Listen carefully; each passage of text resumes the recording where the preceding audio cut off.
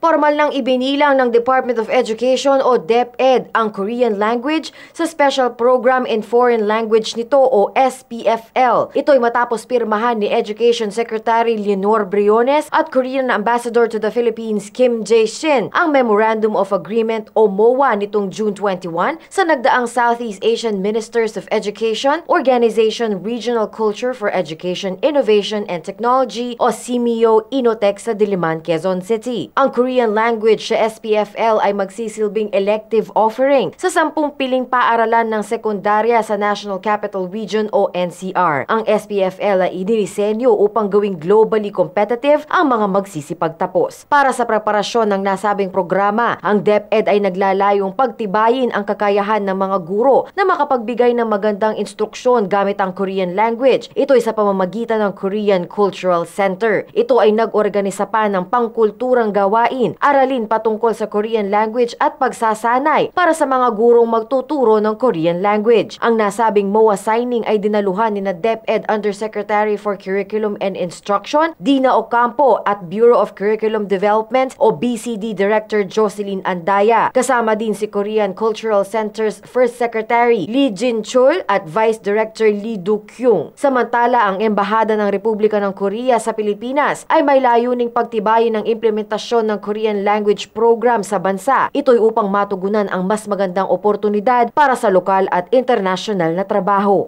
Ang DepEd ay may mandatong bigyan ng mas maayos at magandang programa ang mga junior high school students. Sa tulong ng SPFL, ang mga mag-aaral ng mga pampublikong paaralan sa buong bansa ay mabibigyan ng pagkakataong pag-aralan ang mga salitang Spanish, Japanese, French, German at Chinese Mandarin.